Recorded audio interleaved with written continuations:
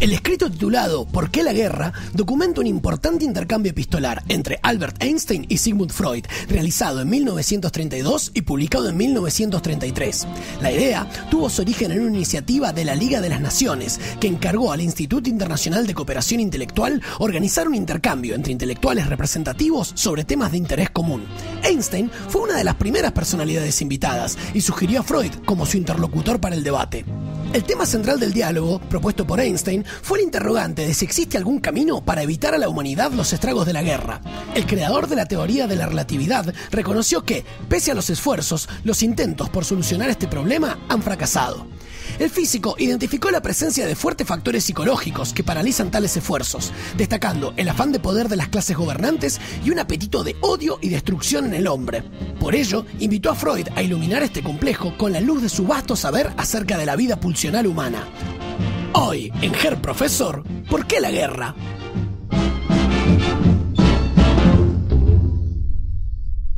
Muy bien, estamos grabando. Nos encontramos la noche de hoy grabando el último episodio de la primera temporada de Herr Professor. Nos encontramos con el episodio número 5, ¿Por qué la guerra? Y como ya saben, y también ya han tenido tiempo para conocerme, me gusta iniciar presentando a mi colega, a mi interlocutor, a mi amigo Juan Manuel Martínez. ¿Cómo anda, Juan? Dani, ¿cómo estás? ¿Todo bien? Bien, che. Nervioso. Y último episodio de la primera temporada. Estoy sorprendido por lo que ha sido el recorrido de Herr Professor y por suerte el hermoso recibimiento que hemos tenido. La verdad que es impresionante recibir los mensajes de la gente, cómo piden los textos, cómo les gustan los episodios. Realmente muy bueno. Poniéndome un poquito kleiniano en este asunto, gratitud. Tal cual. Una hermosa y gran gratitud. Pero bueno, vamos a lo que nos atañe. Sí. Que es este texto que se escribe, se completa en 1932 bajo el título ¿Por qué la guerra? Einstein y Freud. Estamos frente a un intercambio epistolar entre dos figuras increíblemente relevantes del siglo XX. Tal cual. Y frente a un texto que es muy especial por varias razones que iremos desglosando en el episodio de hoy, no por ser un texto fantástico, igual que los anteriores que hemos venido trabajando, como lo decimos siempre, un texto excepcional que se los recomendamos ampliamente, sino por el contexto en el que surge. Sí, y Strachey, como siempre, nos ubica, nos contextualiza la situación histórica, porque este intercambio epistolar, ya para ordenar un poco la cosa, no fue espontáneo. Nos encontramos con un intercambio epistolar entre intelectuales representativos de lo que fue la cultura del siglo XX. Y aquí hablemos un poco de eso. Se trata de personajes ilustres de la vida intelectual de la época. La iniciativa surge de la Liga de las Naciones. Y aquí una confesión de mi parte. Yo no tenía idea de qué se trataba la Liga de las Naciones hasta que leí el texto y me puse a investigar un poco. Así que si te parece quiero compartirte un brevísimo párrafo que enmarca esta liga. Excelente, contanos. Bueno, la Liga de las Naciones se creó en 1919 como parte del Tratado de Versalles tras terminar la Primera Guerra Mundial. ¿Cuál era el objetivo? Bueno, esta liga buscó promover la cooperación y la paz internacional y por supuesto, seguramente ya nuestros oyentes lo estarán pensando, sirvió como antecedente a la ONU, Exactamente. que está vigente en nuestro tiempo. Ujú. Ahora, la Liga de las Naciones fracasó. Lisa y llanamente fracasó. Se disolvió en 1946 por no poder evitar la Segunda Guerra Mundial, lo cual por supuesto supuso un reordenamiento y qué mejor que el texto que nos compete para entender un poco más justamente por qué la guerra. Exactamente. Y en ese sentido, ordenando cronológicamente, no deberíamos perder de vista que, bueno, viene la Primera Guerra Mundial, la institución de este organismo que nos estás comentando para tratar de evitar que vuelvan a suceder conflictos bélicos de ese calibre. En el medio de esa creación, esta campaña que intenta buscar intelectuales de la época para que mantengan un contacto epistolar sobre temas que a ellos les parezcan interesantes. Ahora vas a contarnos un poco más sobre eso. Uh-huh. Y bueno, obviamente tiempo después, hacia la muerte de Freud, la llegada de la Segunda Guerra Mundial y el gran fracaso de la Liga de las Naciones, por supuesto, ¿no? Sí, en el mismo año. Recordemos que Freud muere en el 39. Y él la veía venir. La veía venir. ¿En cuántos textos nuestro maestro vienés advirtió sobre la cercanía de una nueva guerra? Déjame que, como estabas diciendo, ordene un poco. En 1931 se lo elige a Einstein para llevar adelante un intercambio de cartas, un intercambio epistolar, como ya varias veces hemos dicho. Einstein no duda. Y sin pensarlo, dice Strachey y los cronistas, eligió como interlocutor a Sigmund Freud.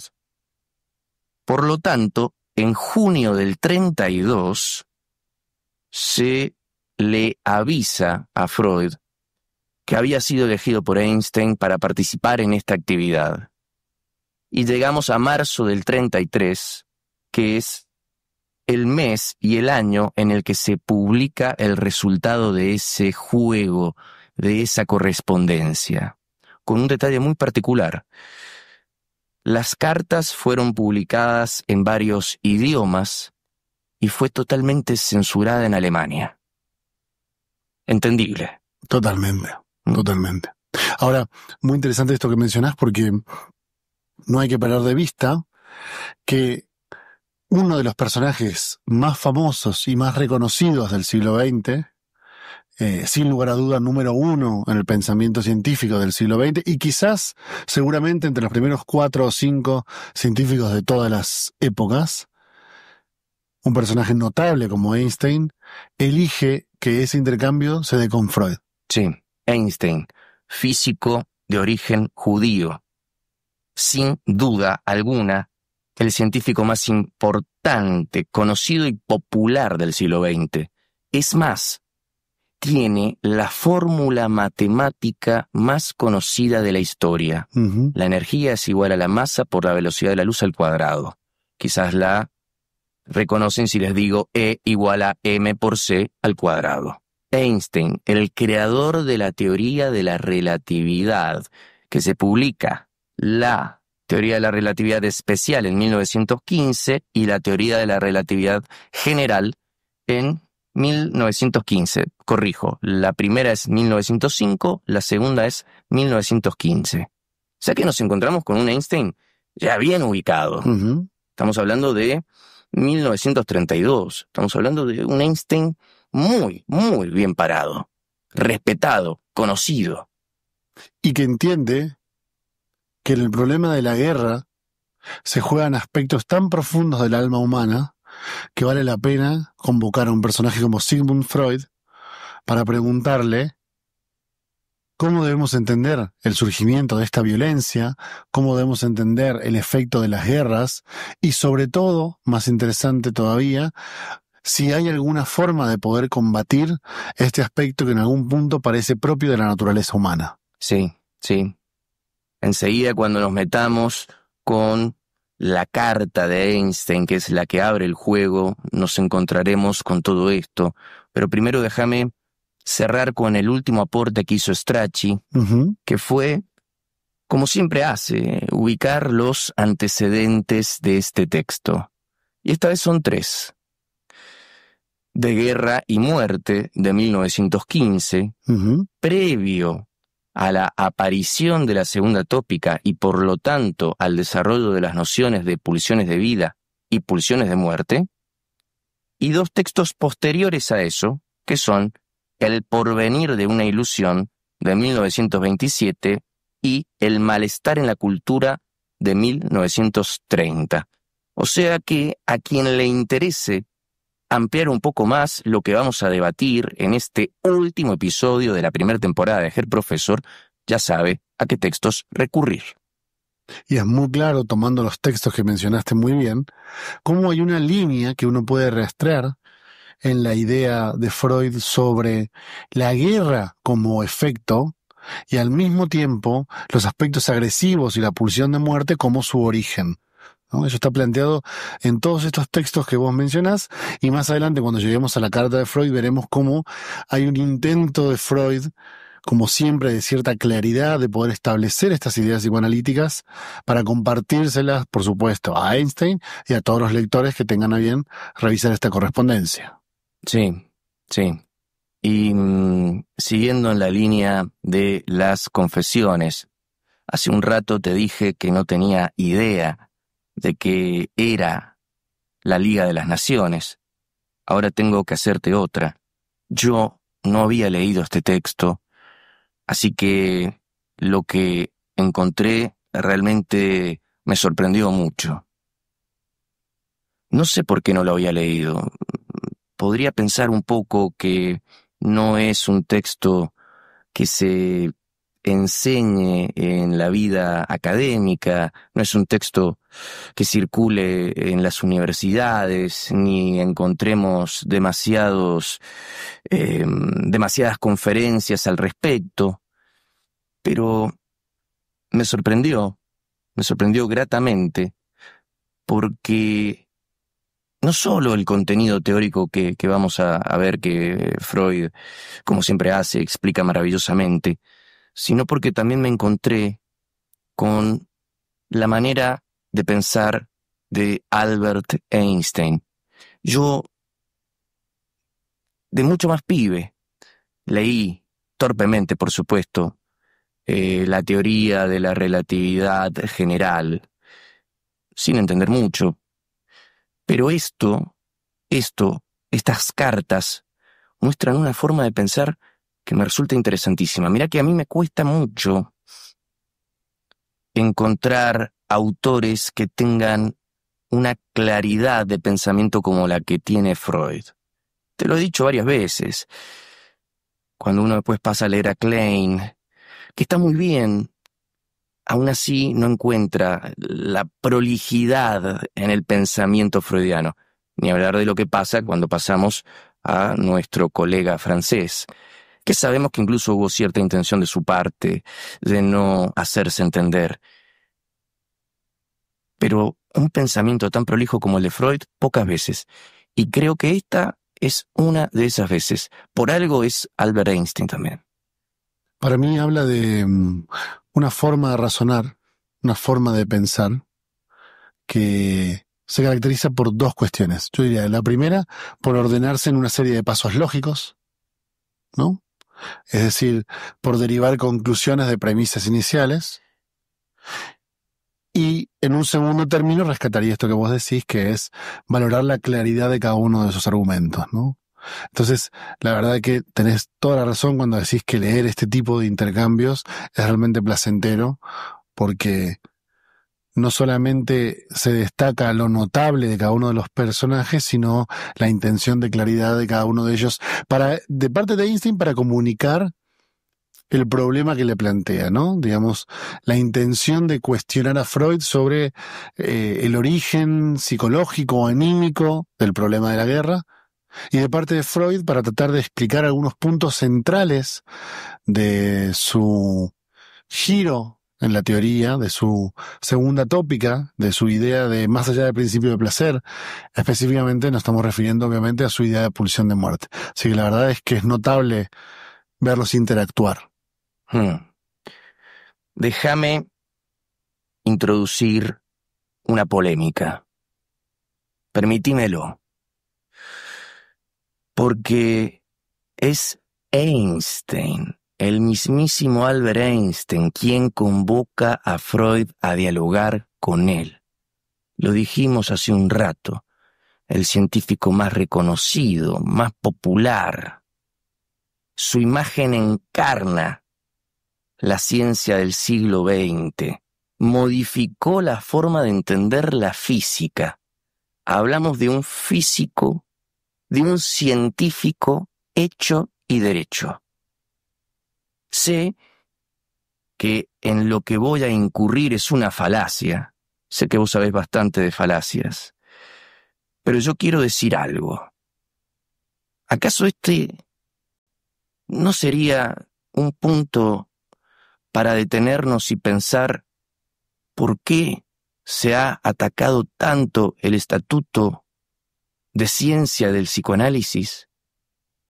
La falacia, como me explicabas hace un rato, es una falacia de autoridad. Ahora te voy a pedir que lo desarrolles, por favor, pero... ¡ay, cuántas ganas tengo de tomar esto y decir, oigan, si es Einstein quien buscó a Freud, no podemos, por un ratito, aunque sea, jugar a que algo de razón tenía ese viejo con los pelos parados? Es interesante el planteamiento. Yo lo dividiría en dos partes. Por un lado, reconozco totalmente que intuitivamente hay algo de cierto en lo que estás diciendo, ¿no? Uno puede reconocer intuitivamente que la importancia de un personaje para dirigirse a otro y validar su opinión sobre temas tan centrales como estos debe implicar de alguna forma que ese cuestionado al que se le invita a decir algo debe tener algo relativamente interesante para decir. Eso sin lugar a dudas. Ahora, siendo estrictos, podríamos decir, como muy bien explicabas, que eso es una falacia de autoridad. Es decir, que Einstein sea el científico más reconocido del siglo XX y que Einstein haya valorado la teoría y la opinión de Freud, no significa que por Einstein saber mucho de física, sabe mucho de psicoanálisis, o que su reconocimiento de Freud en sí mismo tenga un valor como tal, ¿no? Porque ser una figura reconocida en un ámbito del pensamiento científico no habilita para nada que esa elección haga de Freud un personaje a valorar. Entiendo las falacias, pero también cuántas veces se han usado en contra de Freud. Freud consumió cocaína, por lo tanto, todo su bagaje teórico, toda su creación es invalidada. Allí también tenemos una falacia. Totalmente. ¿Te das cuenta cómo se pierde realmente el foco, que es algo que ya hemos comentado en Herr Professor? Se pierde el foco de pensemos, miremos, observemos, estudiemos la idea. Es muy fácil. Uno tropieza un poco, uno se mueve más allá de la línea y ya cae en este tipo de trampas. Entonces, y quiero que hablemos un poco de esto antes de meternos con la carta de Einstein, porque me parece que es un tema interesantísimo, que debería seguir pensándose. Sé que se ha dicho mucho, sé que se han dicho muchas cosas, incluso desde el enojo, pero ¿qué pasa con la relación entre psicoanálisis y ciencia? ¿Qué pasa con eso? ¿Y en qué momento nos alejamos tanto? ¿En qué momento la empiria pasó a ser mala palabra? Me parece que, si bien ha sido una relación muy compleja, de idas y vueltas, de muchos momentos distintos, de mayores aproximaciones, y luego, como decías muy bien, alejarse un poco también, hoy estamos atravesando particularmente un momento donde ciencia significa algo muy específico, que no significaba en otro momento, y donde pareciera que sucede esto que vos estás diciendo, ¿no? Como si algunos elementos de demostración pudieran superponerse a ideas muy bien pensadas, muy bien elaboradas y muy bien analizadas, ¿no? Entonces creo que una cosa funciona en detrimento de la otra, lamentablemente. Ahora, retomo el segundo punto que mencionás, que es muy bueno. ¿Por qué tanto alejamiento? Porque creo que nosotros mismos como movimiento respondimos al viejo dilema de la zorra y las uvas, ¿te acordás? Contame, dale, que me encanta esta historia además. La zorra se acerca a unas uvas que estaban colgando en un parral a cierta altura, salta para tratar de alcanzarlas y después de tras varios intentos darse cuenta que no va a lograr alcanzarlas y dice, bueno, al final esas uvas estaban agrias. Acá pasa algo parecido, ¿no? Siempre que la contás me río. Después de algunos intentos de tratar de alcanzar el estatuto, dijimos, bueno, al final esa ciencia no le importa a nadie. Y eso es donde plantea un alejamiento radical, que yo creo que es inexacto, sobre todo no tanto por el elemento de la demostración, sino por esto que hablábamos recién, ¿no? Es decir, que haya algunas verdades explicadas por el marco psicoanalítico y que esas verdades quizás no entren en el estatuto de lo que actualmente se entiende por ciencia, no le resta valor a aquellas verdades, ¿no? Déjame agregar acá, porque últimamente, lo has notado, lo sé, porque lo hemos conversado, aparece esta cuestión de psicología basada en evidencia. Evidencia, lo demostrable, como dijiste. Por supuesto que nosotros frente a eso tenemos algunos inconvenientes. ¿Cómo mostramos una pulsión? ¿Cómo mostramos el inconsciente? Bueno, sabemos de los efectos, de las formaciones del inconsciente, que incluso son ostensibles. Pero nos encontramos, como bien decías, con un punto que no resulta demostrable, al menos no hoy. Y escúchame con lo siguiente, seguime en lo siguiente. ¿No le pasó lo mismo a Einstein? ¿Cuánto tiempo se demoró en corroborar lo que él había propuesto? Dijimos 1905 y luego 1915. Y más de 100 años. Bueno, ¿qué pasó? ¿Esas uvas no estaban agrias? Ah. Es un muy buen punto. Es un muy buen punto. Incluso te diría, para dejar el tema aquí y continuar, que hay proyectos de colegas dentro del psicoanálisis que hoy sostienen una idea similar, es decir, que era la que proponía Freud, ¿te acordás? Freud en varios momentos de su obra dice: las limitaciones tecnológicas de mi época todavía no permiten mostrar efectivamente esto que estoy planteando, pero algún día, con cierta evolución tecnológica, se podrán reconocer algunos elementos de la teoría psicoanalítica. Recordarás entonces nuestro segundo episodio, Pulsiones y Destinos de Pulsión. En ese episodio tocamos este punto. Exacto. Freud lo dijo. No llego a resolver el problema de la conexión entre lo biológico y lo psíquico. Ojalá el día de mañana la química, la biología, la ciencia lo resuelva y aporte y fortalezca esto. Pero como bien decías, toca avanzar. Exactamente. A pesar de todo eso, toca avanzar. Y qué mejor manera de avanzar que charlar un poquito sobre la carta de Einstein, que ya lo dijimos recién, es espectacular. Él inicia con una pregunta: ¿cómo evitar los estragos de la guerra? Esa pregunta contiene el tema del intercambio, que es, incluso dicho por él al final de su carta, tornar imposibles los conflictos armados. Quiere realmente desarmar. Colegas lacanianos, jueguen con el sentido de eso. Desarmar el conflicto. Ahora, te agrego algo más. Uh-huh. Tiene la pregunta, tiene el tema, tiene algunas ideas, Sí. pero pide ayuda. Y cito. Pide a Freud lo siguiente, y aquí la cita: por favor, ilumine el problema con la luz de su vasto saber acerca de la vida pulsional del hombre. ese pedido es el resultado, como muy bien explicaste recién, por un lado de la exposición del problema, que podríamos resumirlo si ustedes quieren en la guerra es un problema crucial para nuestra civilización moderna y, como si eso fuera poco, amenaza la aniquilación total de la humanidad. Por ende, planteado ese problema, él desarrolla algunas hipótesis que, por supuesto, resultan insuficientes y es razón por la cual pide ayuda a alguien que sepa sobre los aspectos más profundos del alma humana y su relación con la agresividad. Pero esas hipótesis no están del todo mal, ¿cierto? La idea del fracaso de los medios políticos, esta idea diplomática de prevenir la guerra, logrando que las naciones puedan ceder algo de su libertad.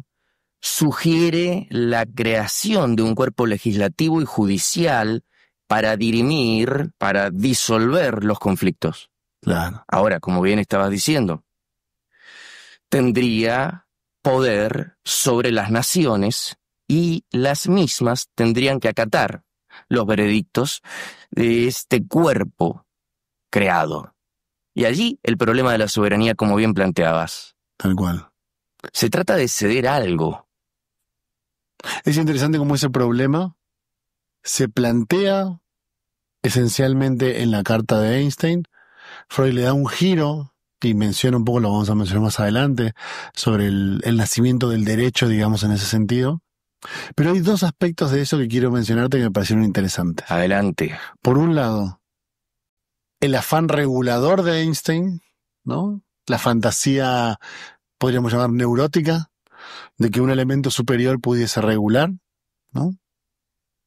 Y por otro lado, la eterna paradoja de la pérdida de libertad en pos de alguna garantía, ¿cierto? Exactamente. Un problema tan humano. Mirá que dijiste este rollo neurótico, incluso él lo dice. Por favor, colabore usted, Sigmund, con alguna propuesta educativa. Uh-huh. Como si realmente nos pudiésemos domesticar. Eso es interesante. Y agrega otro problema más, que está muy bien pensado. Este cuerpo legislativo y judicial no dejaría de ser una institución humana.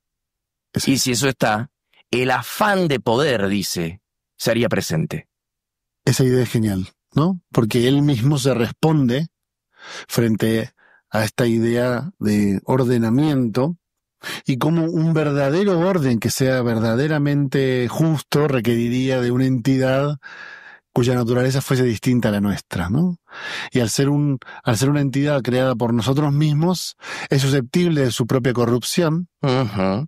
y por ende de su mal funcionamiento. Bueno, y de allí que este viejo físico plantee la relación entre el derecho y el poder. Tal cual. Vos lo dijiste recién, el poder corrompe. Y allí aparece la cuestión de las aspiraciones mercenarias. Gran expresión. Cómo lo económico puede retorcer la cuestión y perder el punto objetivo que recién ubicamos, tornar imposibles los conflictos armados. Y ahí voy a mencionar otro punto que me parece muy interesante para compararlo con la propuesta de Freud. Para que lo tengan en mente con lo que vamos a hablar después, en la respuesta a Freud. Fíjense cómo las dos hipótesis propuestas por Einstein tienen este rasgo que yo llamaría culturalista, ¿no? Él entiende que pudiéramos delegar nuestra libertad a esta entidad, pero los elementos que operarían en detrimento de esta entidad serían, por un lado, la búsqueda de poder, ¿no? Y por otro lado, el hecho de que alguien pudiera enriquecerse con ese lugar que obtiene. Lo digo porque quiero dejarlo en pausa para cuando lo veamos más adelante. Queda subrayado entonces. Queda subrayado. Como los problemas para Einstein los piensa en un sentido cultural y ya veremos cómo Freud responde al problema de la violencia desde una perspectiva completamente distinta, ¿no? Sí. Y ya acercándonos al final de la carta de Einstein, también ubica algo que es fundamental. Una cuestión psicológica. hay un apetito de odio y destrucción. Ujú. Un apetito, mira la palabra. Por supuesto que nos llega una traducción, pero estamos hablando de un apetito. Una buena analogía, pulsional. Sí. Bueno, pero es que ahí diste en el punto, porque fíjate cómo él llega a esa conclusión, por eso pide ayuda a Freud. Porque antes pasó por la idea de, bueno, ¿será el problema del derecho? ¿Será un problema del poder? ¿Será un problema de la manipulación de las masas? ¿Te acordás de esa parte? Ujú. Por la propaganda, por la educación. Todas preguntas en torno a la influencia cultural. Y cuando llega el punto de la idea de apetito, dice, claro, necesito pedirle ayuda a alguien que sepa más sobre ese tipo de elementos. Bueno, por eso comentamos hace un rato que leer esta carta también es encontrar una manera muy prolija de pensar, porque Einstein señala lo que acabamos de comentar y cierra con una pregunta que se la entrega a Freud. ¿Se puede controlar ese apetito?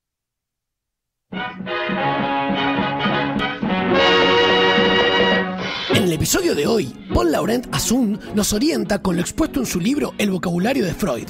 En él, el autor propone que la agresividad es la expresión de la pulsión de destrucción, esa parte de la pulsión de muerte que se dirige al mundo externo. Agrega que, quizás la pulsión de muerte sea la noción más revolucionaria de Freud, en la medida que ubica una fuerza mortífera en el principio mismo del deseo humano. Sin embargo, esto no convierte a la muerte en la meta de la vida, sino que se trata de una aleación en la que Eros y Tánatos trabajan juntos en el corazón mismo del deseo.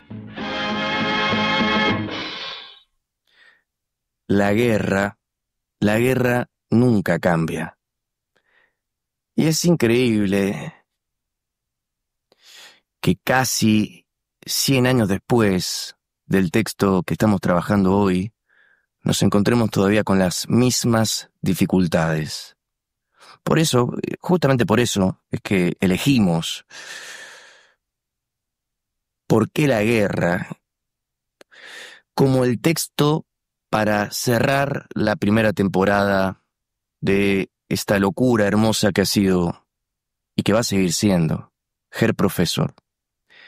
Y para retomar y abrir el juego, habíamos dicho hace un rato, antes de la pausa, que nos encontramos frente a un escrito que no ha sido muy leído.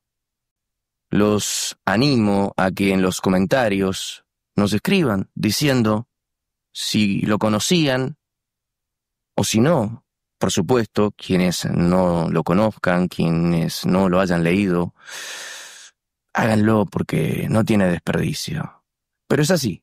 Nos encontramos con un texto muy poco trabajado. Y una pregunta girando en nuestras cabezas. ¿Por qué será que este texto no ha sido académicamente trabajado? ¿Qué se te ocurre, estimado Juan Manuel? Yo tengo una posible respuesta o un esbozo de respuesta a esa buena pregunta.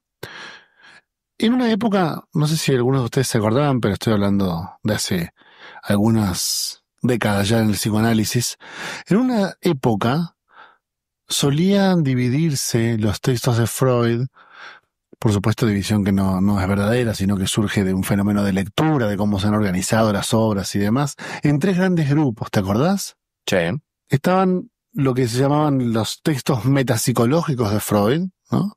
Que ya hemos abarcado algunos de ellos. Uh-huh.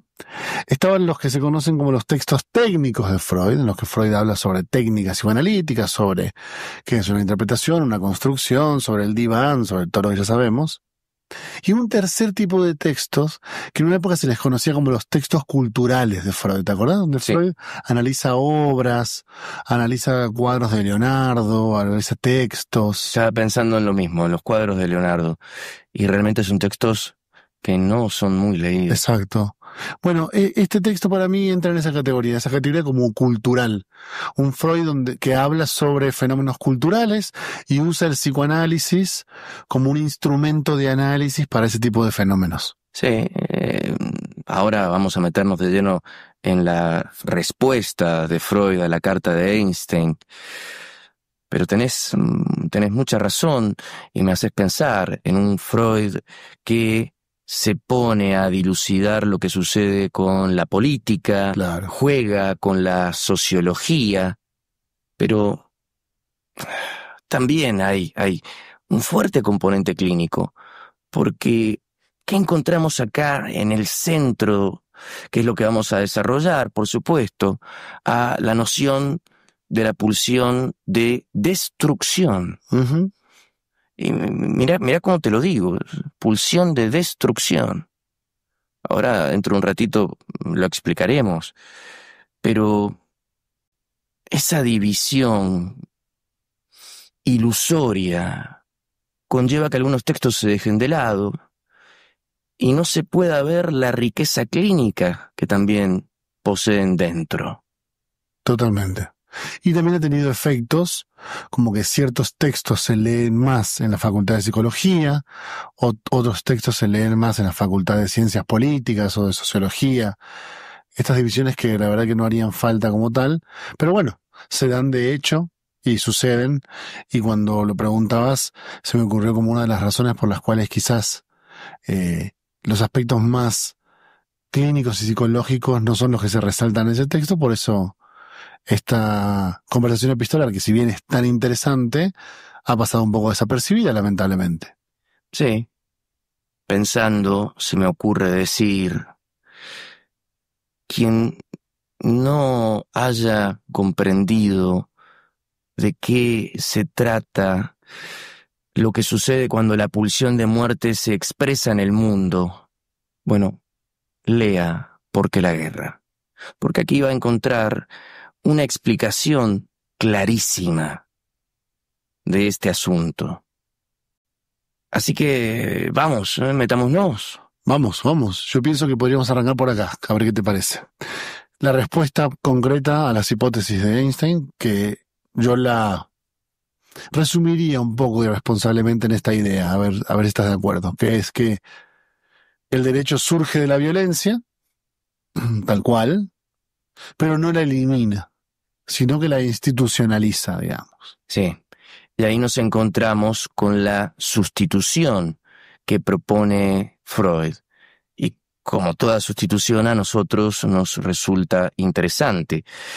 Así como Einstein propuso una relación entre el derecho y el poder, Freud va a decir, permítame, sustituir poder por violencia y plantear la relación, como bien decías, entre derecho y violencia. Claro. Y mira que hace un recorrido incluso evolucionista, porque plantea que en un primer momento la cuestión tenía que ver con la fuerza muscular.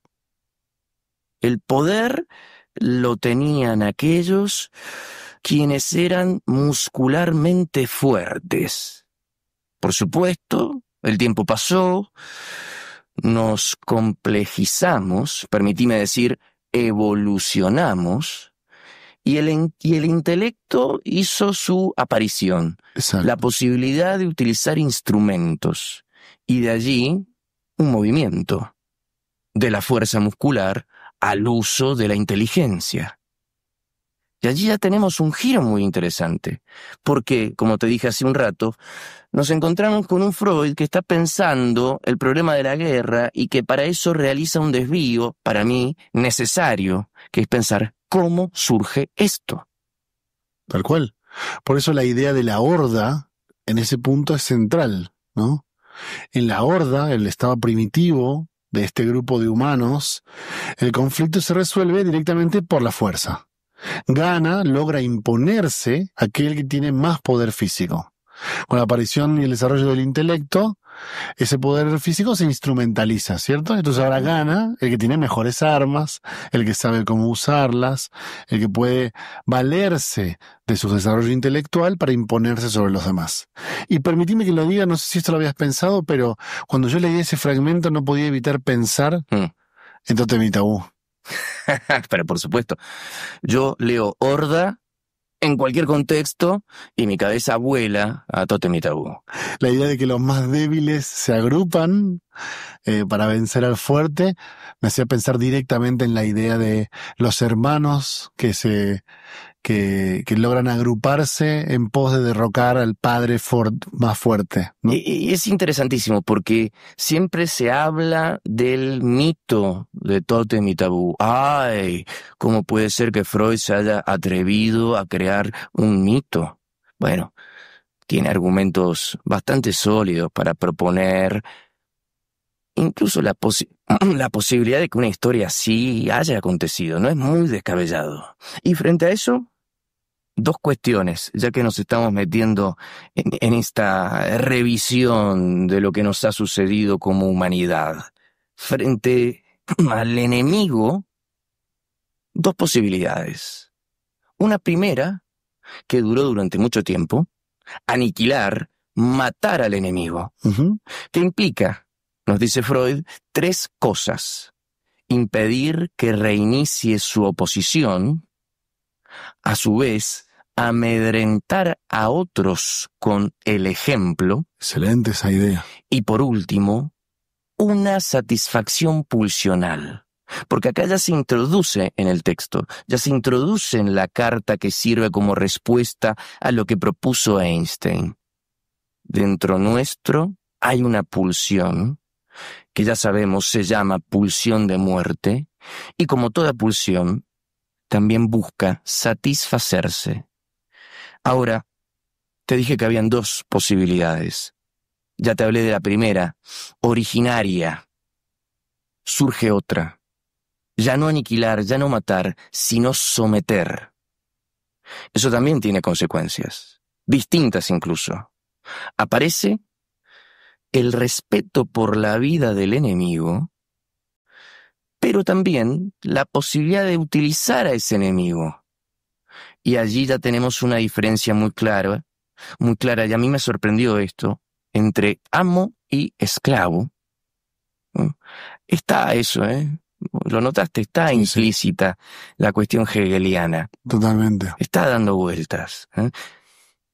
Y por último, algo que ya comentamos, someter al enemigo tiene un riesgo, que es perder la soberanía total, porque vas a tener que ceder parte de tus recursos para mantener a raya a esos enemigos sometidos. Te escucho y no puedo pensar más que en la teoría de Melanie Klein. Lo sé, lo sé. Es muy interesante, como es muy claro que lo toma de esta época de Freud, de este Freud, ¿no? Las ideas de la administración, podríamos decir así, de los aspectos agresivos. Y cómo a veces resulta ser más o menos conveniente eliminar, no eliminar, someter, destruir. Sumamente interesante esa idea. Sí, están allí las bases de fantasías, bueno, que tanto hemos estudiado, fantasías que nos llevan a pensar en la posición esquizoparanoide, bueno, y cómo eso incluso puede llegar a dar culpa, el paso a la posición depresiva, está la base ahí dando vueltas. Totalmente. Pero déjame retomar la idea, porque vos recién dijiste la horda, los débiles agrupándose. Y Freud acá trae esa frase, incluso en francés, la unión hace la fuerza. Tal cual. Y de allí el surgimiento, según Freud, por supuesto, de lo que es el derecho. Exactamente.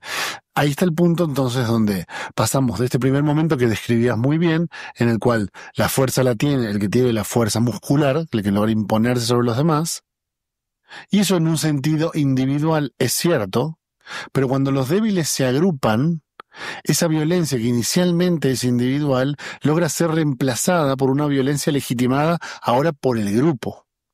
Entonces hay como una estabilización de la violencia colectiva que hace las veces de justicia, hace las veces de derecho, ¿no?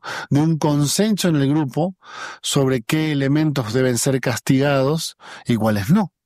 Bien, pero eso tiene una condición importantísima.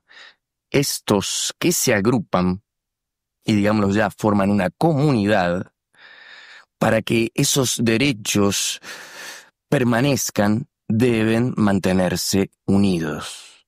Y allí Freud vuelve a traer algo que ya dijimos pueden encontrar en los antecedentes, fundamentalmente en el malestar en la cultura, pero incluso ahora que lo pienso también está en psicología de las masas y análisis del yo. ¿Cómo se establecen las ligazones entre los miembros de una comunidad que permiten que esa comunidad dure en el tiempo? Ligazones de sentimientos. Luego va a agregar Freud, muy atinadamente para mí, también identificaciones. Y allí, si querés, todo lo que alguna vez estudiamos, cuando incluso en nuestra formación escolar nos hablaban de los símbolos, de, por ejemplo, uno muy práctico, una bandera. Como todo eso realmente muestra lazos entre personas distintas que comparten un territorio. Tal cual. Y eso está muy bien planteado por Freud en el texto, ¿no? La idea de la guerra como una expresión colectiva de esa pulsión de muerte, tal cual, pero dirigida hacia afuera, ¿no? Es decir, esto que vos decías, la culturalización como un proceso ambivalente. Por un lado, la connotación de la agresividad como algo natural que surge internamente, pero este orden que permite expresarla hacia afuera, mantenerlo, descargarlo hacia lo otro, hacia lo que se entiende como lo diferente. Cómo eso genera, por un lado, la distinción frente al enemigo y al mismo tiempo la cohesión entre todos nosotros. Exacto. Déjame complicarla un poco, porque si sigo el desarrollo que estamos planteando, que lo que estamos haciendo es seguir la carta que aparece como respuesta a Einstein, nos encontramos ahora con una comunidad establecida. Pero, dentro de esa comunidad también empieza a aparecer algo importante: desigualdad. Y dentro de esa misma comunidad vamos a encontrar a los que dominan y a los que son dominados. Y se corre un riesgo, por supuesto. El riesgo, nuevamente, de la aparición de la violencia, ya no en la forma ordenada que habíamos planteado. ¿Qué nos dice Freud? ¿Qué nos dice Freud al respecto? Sí, vamos a encontrarnos con individuos que van a intentar elevarse por encima del resto. Sí, los oprimidos van a buscar dotarse de poder para perder su estatus de oprimidos.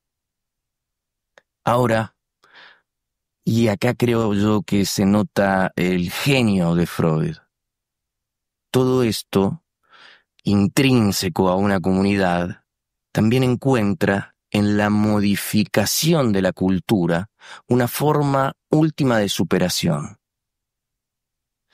Que se establezca un orden un poco más, me animaría a decir justo, pero creo que la palabra adecuada sería un poco más sano. Sano es una buena palabra porque corrige un punto en el cual justo sería equivocado. Y es que no es un problema, o no es solamente un problema de índole moral, ¿no? Esa es la gran hipótesis de Freud, no sé si coincidís en esa idea. Sí. Es, digamos, la oposición a la guerra es el resultado de un conflicto orgánico y de un conflicto cultural.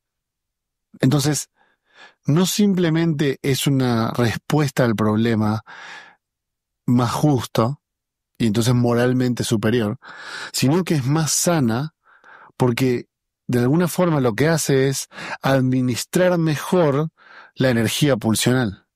¿No? Sí. Dijiste eso y se me vino a la cabeza una pregunta retórica que hace Freud en su carta. Te la parafraseo porque esta sí que no me la sé de memoria. ¿Me permite usted, por lo tanto, pasar a explicarle algo de la teoría de las pulsiones? ¡Qué delicadeza! Por supuesto, yo no sé cómo le hablaría a Einstein si tuviese la oportunidad de dirigirme a él. ¿Pero qué hace? Como te dije hace un rato cuando pensamos esto que pasa con los textos, acá encontramos una riqueza clínica. Por eso fue que dije, quien no haya entendido esto, acaba de encontrar un lindo resumen. Es cierto, eso es verdad. Nos habla de pulsiones. Y pensemos en las palabras, porque estamos acostumbrados a decir pulsiones de vida, pulsiones de muerte, rápidamente. Pero acá Freud lo plantea de una manera súper específica. Pulsiones eróticas o sexuales versus pulsiones agresivas o destructivas. ¿Y qué nos dice? Nos trae algo que ya sabemos, pero que vale la pena repetir. Las pulsiones eróticas o sexuales buscan conservar y reunir. Exacto. Las pulsiones agresivas o destructivas, justamente, destruir y matar. ¡Qué práctico! Es una gran forma de decirlo, tal cual. Y me parece que explica mucho mejor el punto que esta forma más coloquial en la que a veces nos referimos a esto. Ahora, hay otro elemento pulsional interesante en juego. Cuando analizábamos el origen de la fuerza y lo que podríamos llamar la descarga de la violencia, ¿no? Entre una violencia más inmediata, una violencia más diferida, que me hace pensar en aquel episodio de Herr Professor, donde hablamos sobre pulsiones y destinos de pulsión. Uh-huh. Y específicamente de los destinos de la pulsión. Bien. ¿No? Dale. O sea, cómo yo entiendo en el texto, veamos si en este punto coincidimos, que lo que trata de explicarle Freud a Einstein es que la violencia no puede ser eliminada. Como la pulsión no puede ser eliminada, ¿no? No, no se puede. Ahora, lo que sí puede hacer es buscar una forma de ser simbólicamente administrada. Sí. Pero déjame que antes de meternos en eso, añada algo que nos va a servir para pensarlo, que es la noción de mezcla pulsional. Exacto. Que acá él la trae como aleación, como los metales que están aleados. ¿Qué nos está queriendo decir? Que no vamos a encontrar en forma pura, en la vida, en los sucesos de la vida misma, a cualquiera de las pulsiones que recién planteamos. Se trata de una mezcla. Se trata de una mezcla que los kleinianos bien explicaron. El mismo Freud también lo hace. Las pulsiones de vida, esto erótico-sexual, tiene que mezclarse con la pulsión de muerte para evitar justamente que eso destructivo que nos habite haga de las suyas hasta aniquilarnos. Uh-huh. Sí que sí. La autoconservación, nos dice Freud, requiere de la agresión, incluso en un sentido defensivo, como alguna vez hemos pensado. Totalmente. Incluso la cuestión amorosa requiere del apoderamiento del objeto para llevar adelante el acto sexual más rudimentario. Totalmente. La alimentación requiere de la destrucción agresiva del alimento para tomar de él los nutrientes. ¿Y cuántos fenómenos clínicos están basados en lo que acabas de plantear? Donde encontramos a individuos que no toleran su propia agresividad y por eso recurren a maniobras un tanto tramposas para no sentir la culpa de estar comiéndose a otro ser vivo. Totalmente. Es muy obvio lo que estás diciendo. Pero además de esto que estás mencionando sin nombrarlo como tal, también está el fenómeno de las inhibiciones, ¿no? Por ejemplo, donde una función, por estar asociada a los aspectos agresivos, debe ser absolutamente prohibida, absolutamente inhibida y no puede llevarse a cabo, ¿no? Uh-huh. Hablamos tanto, como decíamos hace un rato, tanto de la sexualidad como de la alimentación, por ejemplo, ¿no? Las fantasías agresivas con respecto al acto de la masticación, por ejemplo, puede producir que una persona no pueda alimentarse, ¿no? Sí. Y te encontrás con el entrelazamiento pulsional, con la mezcla, con la aleación de las pulsiones. Por eso te dije necesitamos esto para poder avanzar justo en la dirección que vos estabas proponiendo. Sí. Porque ahora lo que vamos a ver, justamente siguiendo tu propuesta, es cómo esa pulsión de muerte que nos habita se deflexiona, se saca y se coloca afuera. Y allí sí encontramos esto que es una pulsión de destrucción, que sabemos que cuando se enlaza con la pulsión erótica, con la pulsión de vida, puede tornarse en una cuestión sádica, que incluso allí hay una cota, hay un límite. Si este objeto me proporciona, a partir de causarle dolor, cierto placer, no debo destruirlo porque voy a perder la fuente también de eso placentero. Totalmente. Y allí un comentario, obvio también. Hay un placer al agredir, al destruir. Que podría ser acompañado de otro comentario obvio, y es que toda relación tiene aspectos ambivalentes. Toda relación es efecto de esta mezcla que mencionabas hace un rato, ¿no? De esta aleación entre los aspectos de la pulsión de muerte y lo que irresponsablemente llamamos pulsión de vida. Entonces, de ahora en más, lo que pensaremos en psicoanálisis son los efectos clínicos de la mezcla y desmezcla de las pulsiones. Sí. Y el problema de la desmezcla.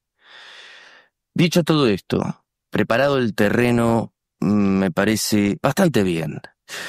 Sí, pensemos en la cuestión que recién propusiste.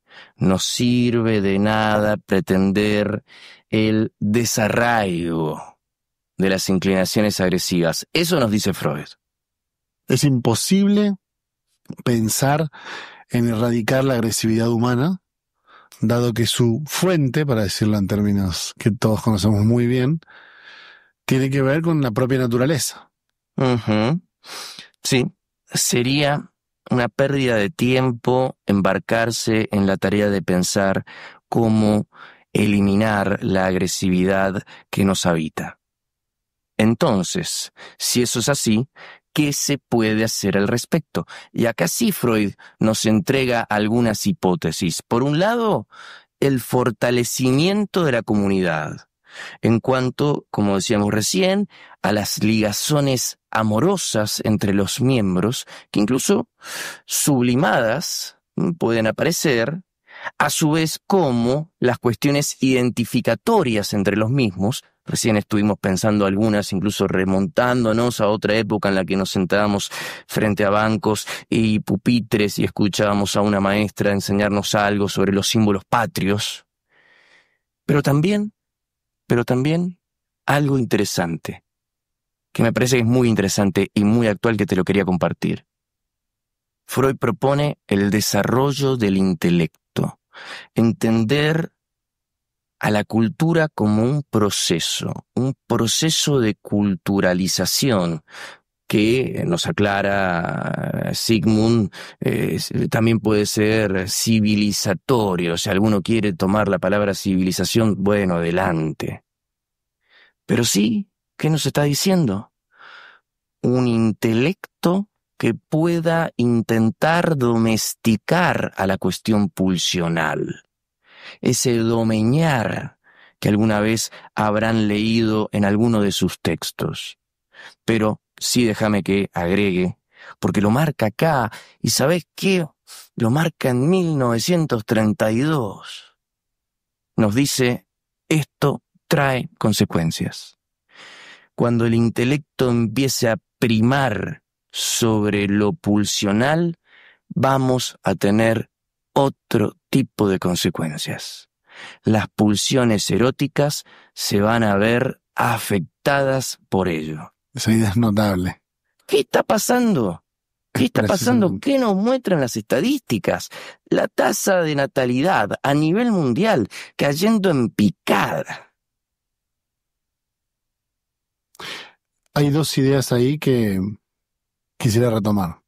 Primero, esta conclusión tuya, que es que todo lo que entonces, yo la mencionaría así, a ver qué te parece, todo lo que promueva la cultura, de una forma directa o indirectamente, trabaja o actúa contra la guerra, Atenta. ¿no? Ujú. Por otro lado, el efecto que eso tiene es que algo de ese aspecto natural que todavía más o menos se consideraba que se mantenía vivo dentro de lo humano, empezará a desaparecer. Y con eso, por ejemplo, las modificaciones que vemos en la sexualidad moderna, Ujú. ¿no? Que si bien no es cierto que no siga existiendo, porque por supuesto que sigue existiendo, sus modificaciones han producido que lo natural que antes conllevaba el acto cada vez se pierda más, ¿cierto? La procreación es un claro ejemplo de eso, Sí. ¿no? A mí me preocupa una de las frases que decanta del final de la carta de Freud, que te la sintetizo de la siguiente manera: la razón sobre la pulsión. La razón por sobre la pulsión. Tenemos estas consecuencias. A mí me gusta más pensar las otras alternativas que propone.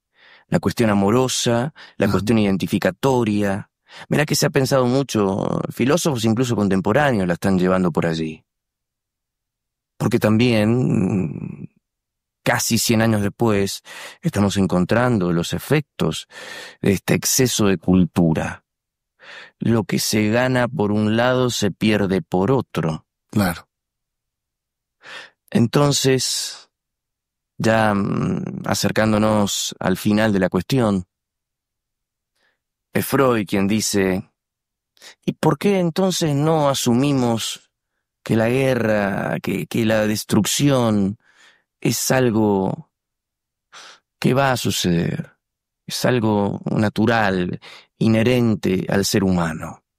Se lo pregunta y empieza a nombrar una serie de motivos que van desde lo displacentero que resulta encontrarse con los efectos de la guerra, con ver cómo la vida de un prójimo se resume en una muerte horrible, cómo se pierden cientos de vidas. También agrega el rechazo que a nivel estético causa un fenómeno como tal. Entonces, y acá lo contradictorio paradójico, casi como si estuviese exhibiendo la mezcla y el giro entre Eros y Tánatos, ¿qué podemos hacer? Bueno, así como recién te decía Juanma, hay una parte que surge de dentro nuestro que busca la destrucción. Está la otra, que busca justamente lo contrario. Allí donde una busca destruir, la otra busca construir. Y quizás se trate de empezar a pensar algo en este estilo. Me gusta esta idea. No podemos hacer mucho para pelear, para erradicar las guerras, pero aún así quizás toque hacerlo. Estoy de acuerdo y me gustaría rescatar también, para cerrar, el valor creativo de los aspectos pulsionales, ¿no? Digamos, la creatividad que surge de esa fuerza de impulso, que cuando no se descarga directamente, termina teniendo estos efectos, como decíamos, de culturalidad, de identificación con los demás, de creatividad, de producción, de generación, ¿no? Así como la pulsión de muerte es la que desune y separa y destruye, la pulsión de vida tiende a la unidad y a la construcción, y en ese sentido creo que puede ser un buen antídoto, entendiendo que esa desmezcla no se dará nunca. Puede ser un muy buen antídoto para los aspectos agresivos y destructivos de nuestra personalidad. Sí, estoy de acuerdo.